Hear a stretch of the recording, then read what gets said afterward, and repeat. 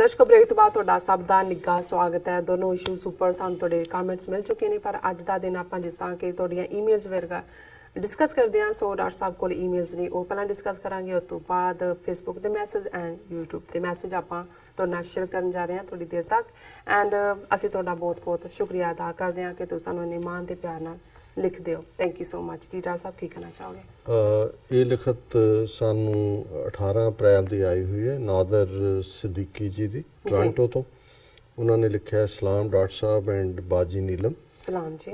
Dr. Sahab, I never skip to watch your program, whether being on job or at home. It has really helped me understand the need of state for sick nation, especially for those living in Bharat of RSS and BJP। कि ਤੁਹਾਡਾ programme ਮੈਂ ਬੜੇ ਸ਼ੌਕ ਨਾਲ ਦੇਖਦਾ, ਭਾਵੇਂ ਕੰਮ ਤੇ ਹੋਵਾਂ ਸੋ ਨਾਈਸ ਜਾਂ ਘਰ।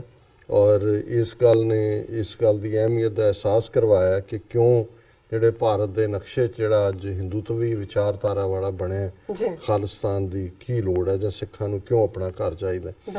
I live in Toronto. There is a Brahmin in my company as well. He is so smelly and stinky towards Muslims, Christians, Khalistani Sikhs and even for the low caste Hindus।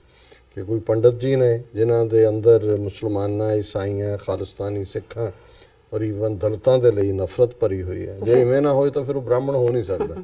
True ਬ੍ਰਾਹਮਣ ਹੋਣ ਦਾ ਮਤਲਬ ਹੀ ਇਹ ਹੈ ਕਿ ਵੀ ਉਹ ਸਭ ਤੋਂ ਉੱਚੇ ਲੈਡਰ ਤੇ ਬੈਠਾ ਹੈ, ਬਾਕੀ ਸਾਰੇ ਸ਼ੂਦਰ ਨੇ ਜਾਂ ਮਲੇਛ ਨੇ। He says that attacking on Harmandir Sahib was necessary for the then government.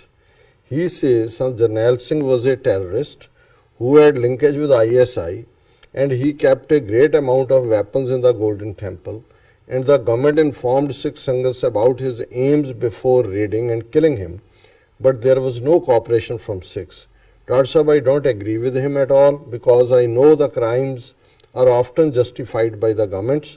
Dr. Sahib, please briefly explain in 1 or 2 minutes whenever you find time easily. You might have responded to it earlier, but I didn't. No.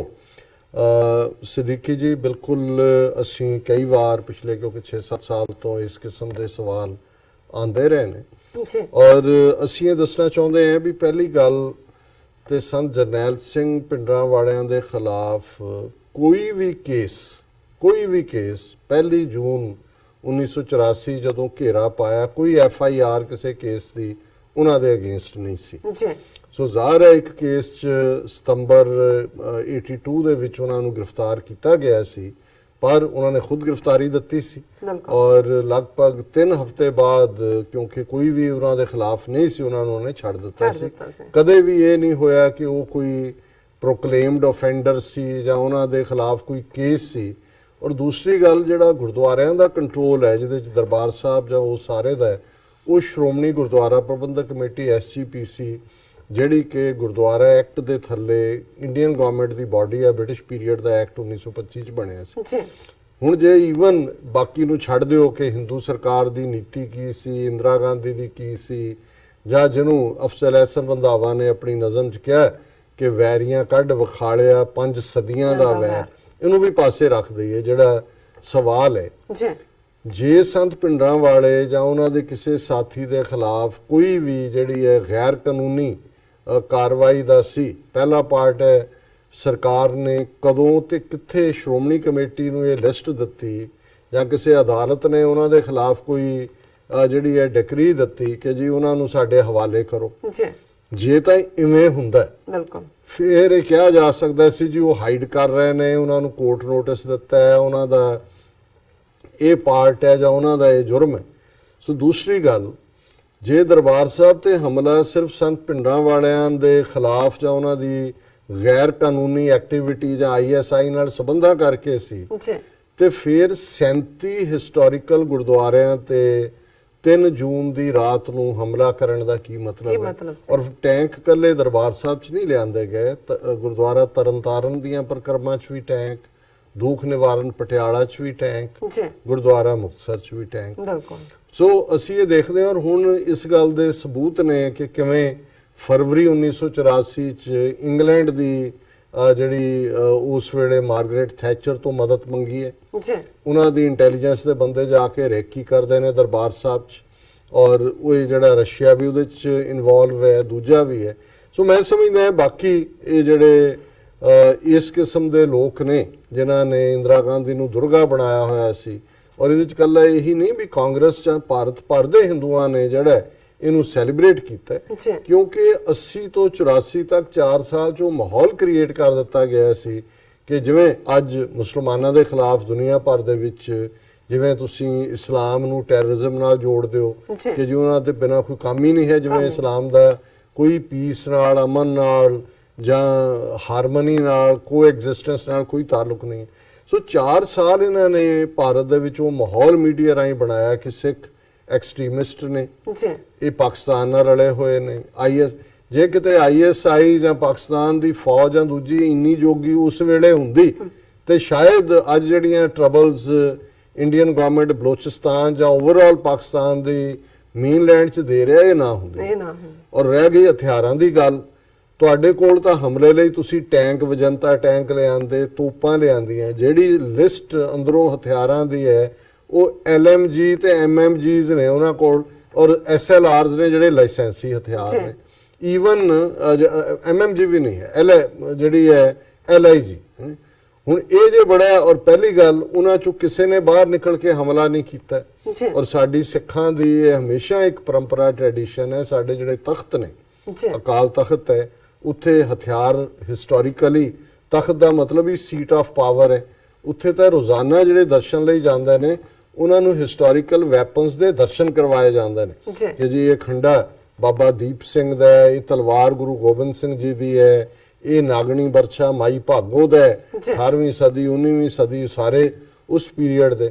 ਸੋ ਉਹਨਾਂ ਨੇ ਤਾਂ ਕਿਸੇ ਦੇ ਉੱਤੇ ਬਾਹਰ ਨਿਕਲ ਕੇ ਹਮਲਾ ਨਹੀਂ ਕੀਤਾ। ਔਰ ਈਵਨ ਇੰਡੀਅਨ ਫੌਜ ਦੇ ਜਨਰਲ, ਲੈਫਟੀਨੈਂਟ ਜਨਰਲ ਸਿਨਹਾ, ਜਿਹਨੇ ਜਿਹੜਾ ਵੈਸਟਰਨ ਕਮਾਂਡ ਸੀ ਔਰ ਜਿਹਨੇ ਇੰਦਰਾ ਗਾਂਧੀ ਦੇ ਕਹਿਣ ਤੇ ਸਿੱਖਾਂ ਦੇ ਖਿਲਾਫ ਕੋਈ ਫੌਜੀ ਐਕਸ਼ਨ ਨਾ ਲੈਣ ਦੀ ਗੱਲ ਕੀਤੀ ਸੀ, ਉਹਨੇ ਆਪਣੀ ਕਿਤਾਬ 'ਚ ਕਿਹਾ, ਉਹਨੇ ਕਿਹਾ ਜੋ ਪਿੰਡਰਾਵਾੜਿਆਂ ਨੇ ਕੀਤਾ ਠੀਕ ਕੀਤਾ। He has the right to defend himself. ਕਿ ਜੇ ਤੁਸੀਂ ਜਾ ਕੇ ਸਾਡੇ ਅਕਾਲ ਤਖਤ ਤੇ ਹਮਲਾ ਕਰਦੇ ਹੋ, ਤਖਤਾਂ ਗੁਰਦੁਆਰਿਆਂ ਲਈ ਤੇ ਸਿੱਖਾਂ ਨੇ 3 ਸਦੀਆਂ 'ਚ ਉਹ ਕੋਈ ਹੋਏ, ਅਬਦਾਲੀ ਹੋਏ, ਮੱਸਾ ਰੰਗੜ ਹੋਏ, ਅੰਗਰੇਜ਼ ਹੋਣ, ਸਿੱਖਾਂ ਨੇ ਕਦੇ ਪਰਵਾਹ ਨਹੀਂ ਕੀਤੀ। ਜਿਵੇਂ ਮੁਸਲਮਾਨ ਦੇ ਲਈ ਮਸਜਿਦ ਹੈ ਜਾਂ ਮੱਕਾ ਹੈ, ਹੁਣ ਜਿਵੇਂ ਸੰਤ ਭਿੰਡਰਾਂ ਵਾਲੇ ਵੀ ਕਹਿੰਦੇ ਸੀ ਮੁਸਲਮਾਨ ਲਈ ਮੱਕੇ ਤੋਂ ਪਰੇ ਉਜਾੜ ਹੈ, ਜੇ ਤੁਹਾਡਾ ਮੱਕਾ ਹੀ ਇਨ ਡੇਂਜਰ ਹੈ ਫਿਰ ਉਸ ਜੀਣ ਦਾ ਕੋਈ ਫਾਇਦਾ ਨਹੀਂ। ਸੋ ਇਸੇ ਲਈ ਹਰਮੰਦਰ ਸਾਹਿਬ ਅਕਾਲ ਤਖਤ ਜੇ ਉੱਥੇ ਫੌਜ ਲਿਆਓਗੇ, ਸਿੱਖ ਤਾਂ ਜਿਹੜੇ ਨੇ ਉਹ ਜਨਰੇਸ਼ਨਾਂ ਤੱਕ ਅਸੀਂ ਲੜਾਂਗੇ ਇਸ ਬੇਅਦਬੀ ਦਾ ਜਿਹੜਾ ਉਹ ਬਦਲਾ ਲੈਣ ਦੇ ਲਈ। ਸੋ ਬਹੁਤ ਬਹੁਤ ਸ਼ੁਕਰੀਆ ਜੀ। ਹੁਣ ਮੈਂ ਮੈਸੇਜ ਲੈਂਦੀ ਹਾਂ ਜੋ ਫੇਸਬੁੱਕ ਮੈਸੇਜ ਨੇ। ਅਸੀਂ ਸਭ ਤੋਂ ਪਹਿਲਾਂ ਸਾਂਝੀ ਫਤਿਹ ਬੁਲਾਉਂਦੇ ਹਾਂ। ਵਾਹਿਗੁਰੂ ਜੀ ਕਾ ਖਾਲਸਾ, ਵਾਹਿਗੁਰੂ ਜੀ ਕੀ ਫਤਿਹ। ਅਸਲਾਮ ਵਾਲੇਕਮ। ਐਂਡ ਭਾਈ ਗੁਰਮੀਤ ਸਿੰਘ ਜੀ ਫਤਿਹ ਬੁਲਾਉਂਦੇ ਨੇ ਔਰ ਸ਼ਾਹਿਦ ਅਲੀ ਸਾਹਿਬ ਲਿਖਦੇ ਨੇ, ਸਤਿ ਸ਼੍ਰੀ ਅਕਾਲ। ਸਿੱਖਾਂ ਦਾ ਰਾਜ ਹੁੰਦਾ ਤੇ ਦਰਬਾਰ ਸਾਹਿਬ ਨਾ ਟੱਟਦਾ, ਮੁਸਲਮ ਦਾ ਰਾਜ ਹੁੰਦਾ ਤੇ ਬਾਬਰੀ ਮਸਜਿਦ ਨਾ ਟੱਟਦੀ। ਤਾਂ ਹੀ ਗੁਰੂ ਗੋਬਿੰਦ ਸਿੰਘ ਸਾਹਿਬ ਜੀ ਨੇ ਕਿਹਾ ਸੀ ਕਿ ਰਾਜ ਬਿਨਾ ਨਾ ਧਰਮ ਚਲੇ ਹੈ, ਧਰਮ ਬਿਨਾ ਸਭ ਦਲੇ ਮਲੇ ਹੈ। ਔਰ ਦਲਵਿੰਦਰ ਸਿੰਘ ਜੀ ਸਾਹਿਬ ਲਿਖਦੇ ਨੇ, ਲਿਖਤ ਹੈ ਸ਼ਾਹਿਦ ਅਲੀ ਜੀ। ਹਾਂਜੀ ਸ਼ਾਹਿਦ ਜੀ, ਤੁਸੀਂ ਤਾਂ ਲਾਈਕ ਅ ਸਿੱਖ ਕੋਟ ਕੀਤਾ ਜੀ। ਉਹਨਾਂ ਦੀ ਫਿਰ ਇੱਕ ਹੋਰ ਹੈ ਨਾਲ ਮੈਸੇਜ, ਕਹਿੰਦੇ ਨੇ ਕਿ ਬੇਸ਼ੱਕ ਅੱਜ ਪਾਕਿਸਤਾਨ ਕਮਜ਼ੋਰ ਆ ਪਰ ਰੁੱਖੇ ਸੁੱਕੇ ਹੁੰਦੇ ਘਰ ਆਪਣੇ ਸਰਦਾਰਾਂ ਦੇ, ਕਿਉਂਕਿ ਬੰਦਾ ਹਰ ਗੱਲ ਨਾਲ ਸਮਝੌਤਾ ਕਰ ਸਕਦਾ ਹੈ ਪਰ ਈਮਾਨ ਨਾਲ ਕੋਈ ਸਮਝੌਤਾ ਨਹੀਂ ਹੋ ਸਕਦਾ। ਇਸ ਲਈ ਸੰਤਾਂ ਨੇ ਆਖਿਆ ਸੀ ਸ਼ੇਰ ਦਾ ਮਰਨਾ, ਆਈ ਥਿੰਕ ਸਰੀਰ ਦਾ ਮਰਨਾ ਮੌਤ ਨਹੀਂ, ਜ਼ਮੀਰ ਦਾ ਮਰ ਜਾਣਾ ਮੌਤ ਹੈ। ਬਿਲਕੁਲ, ਭਗਵਾਨ ਨੇ ਕਿਹਾ ਸੀ ਕਿ ਸਰੀਰਕ ਮੌਤ ਨੂੰ ਮੈਂ ਮੌਤ ਨਹੀਂ ਮੰਨਦਾ, ਜ਼ਮੀਰ ਦਾ ਮਰ ਜਾਣਾ ਹੀ ਮੌਤ ਹੈ ਜੀ। ਅੱਗੇ ਸਾਡੇ ਕੋਲ ਮੈਸੇਜ ਆਏਗਾ ਭਾਈ ਗੁਰਮੀਤ ਸਿੰਘ ਜੀ ਦਾ। ਇਹ ਲਿਖਦੇ ਨੇ, ਬੜਾ funny message, I really like it. ਕਹਿੰਦੇ ਨੇ ਕਿ ਆਮ ਬੰਦੇ ਦੀ ਛਾਤੀ 32 ਹੁੰਦੀ ਹੈ, ਬਾਡੀ ਬਿਲਡਰ ਦੀ 42 ਦੇ ਕਰੀਬ, ਔਰ ਸਿਰਫ ਗਧੇ ਦੀ ਛਾਤੀ 56 ਹੁੰਦੀ ਹੈ, ਬਾਕੀ ਭਗਤਾਂ ਨੂੰ ਪਤਾ। So funny. ਵਾਹ ਜੀ ਵਾਹ। ਬਰਕਤ ਖਾਨ ਜੀ ਸਾਹਿਬ ਲਿਖਦੇ ਨੇ, India is behaving like a mean and narrow minded country on one belt one road and on CPEC project on one side but on the other's hand doing billions of dollars trade with China, wants to become superpower using the shoulder of USA and Israel। हाँ जी, बहुत शुक्रिया। मेरा ख्याल है अभी unknown human ID तो उन्होंने पूछा है, do you think India will be part of UN Security Council in near future? will China allow this to happen to maintain balance of power in Southeast Asia? Never ever. ਕਿਉਂਕਿ ਇਹ ਤਾਂ veto ਵੀ ਮੰਗਦੇ ਨੇ, ਉਹਨਾਂ ਨੇ ਤਾਂ ਅਜੇ ਤੱਕ ਇਹ ਵੀ ਨਹੀਂ ਮੰਨਿਆ ਹੈ ਕਿ ਵੀ ਜਿਹੜੀ ਈਵਨ ਨਾਨ ਵੀਟੋ ਵੀਲਡਿੰਗ ਮੈਂਬਰ ਹੋਣ ਸਿਕਿਉਰਿਟੀ ਕੌਂਸਲ 'ਚ ਉਹਦੇ 'ਚ ਇੰਡੀਆ ਨੂੰ ਪਰਮਾਨੈਂਟ ਮੈਂਬਰ ਬਣਾਇਆ ਜਾਏ, ਔਰ ਕੋਈ ਵੀ ਜਿਹੜਾ ਫੈਸਲਾ ਹੈ ਉਹ ਚਾਈਨਾ ਦੀ ਮਰਜ਼ੀ ਤੋਂ ਬਿਨਾਂ ਨਹੀਂ ਹੋ ਸਕਦਾ।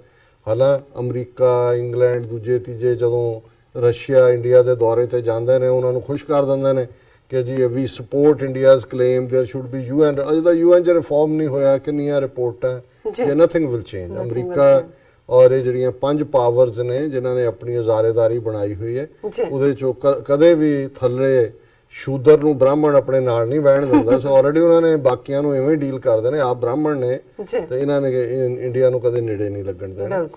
ਔਰ ਕੂਲ ਬ੍ਰਾਈਟ ਸਕਾਈ ਉਹ ਹਮੇਸ਼ਾ ਦੀ ਤਰ੍ਹਾਂ ਤਾਰੀਫ ਕਰਦੇ ਨੇ।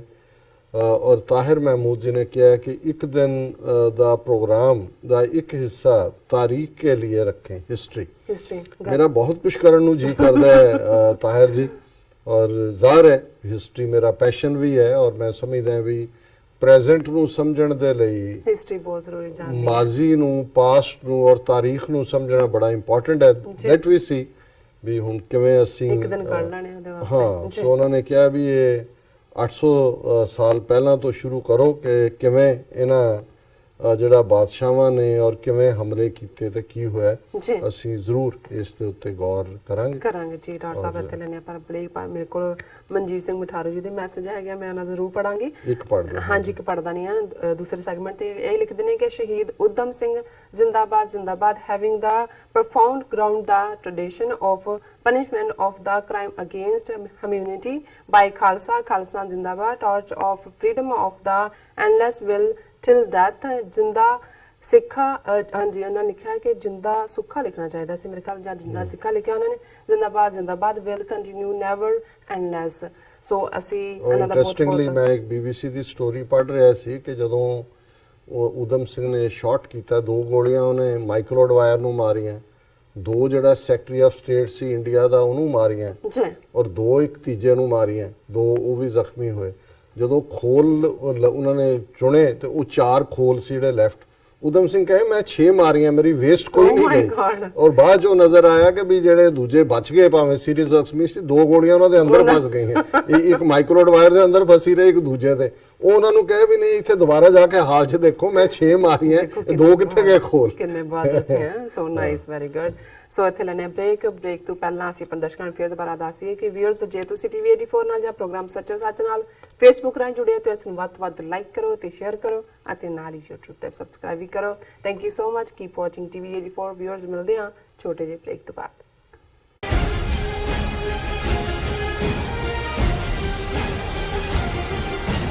ਕੀ ਤੁਸੀਂ ਰੋਜ਼ਾਨਾ ਕੰਮ ਤੇ ਆਪਣਾ ਵਧੇਰੇ ਸਮਾਂ ਬਿਤਾਉਣ ਤੋਂ ਪਰੇਸ਼ਾਨ ਹੋ?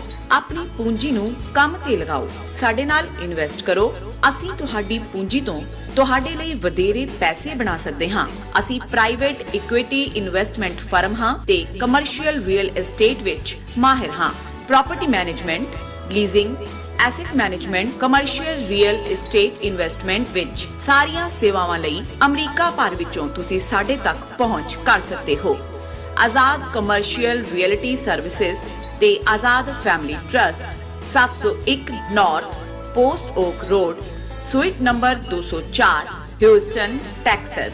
ਤੁਸੀਂ ਸਾਨੂੰ ਸਾਡੇ ਫੋਨ ਨੰਬਰ 7136861277 ਤੇ ਵੀ ਸੰਪਰਕ ਕਰ ਸਕਦੇ ਹੋ। ਆਜ਼ਾਦ ਕਮਰਸ਼ੀਅਲ ਰੀਅਲਟੀ ਸਰਵਿਸਿਜ਼। ਗੁਰੂ ਪਿਆਰੀ ਸਾਧ ਸੰਗਤ ਜੀ, ਹਰ ਸਾਲ ਦੀ ਤਰ੍ਹਾਂ ਜੋ ਕੌਮ ਨੇ 29 ਅਪ੍ਰੈਲ ਨੂੰ ਅਹਿਦ ਕੀਤਾ ਸੀ ਕਿ ਸਿੱਖ ਕੌਮ ਦਾ ਆਪਣਾ ਰਾਜ ਭਾਗ ਹੋਵੇ, ਖਾਲਿਸਤਾਨ ਦਾ ਐਲਾਨਨਾਮਾ ਜੋ ਕਿ ਮਹਾਂਪੁਰਖ ਸੰਤ ਬਾਬਾ ਜਰਨੈਲ ਸਿੰਘ ਜੀ ਖਾਲਸਾ ਭਿੰਡਰਾਂਵਾਲੇ ਨੇ ਬਚਨ ਕੀਤੇ ਸਨ ਕਿ ਜਿਸ ਦਿਨ ਹਿੰਦੁਸਤਾਨ ਦੀ ਫੌਜ ਦੇ ਨਾਪਾਕ ਕਦਮ ਸੱਚਖੰਡ ਸ੍ਰੀ ਹਰਿਮੰਦਰ ਸਾਹਿਬ ਦੀ ਪਰਿਕਰਮਾ ਵਿੱਚ ਪੈਣਗੇ, ਉਸ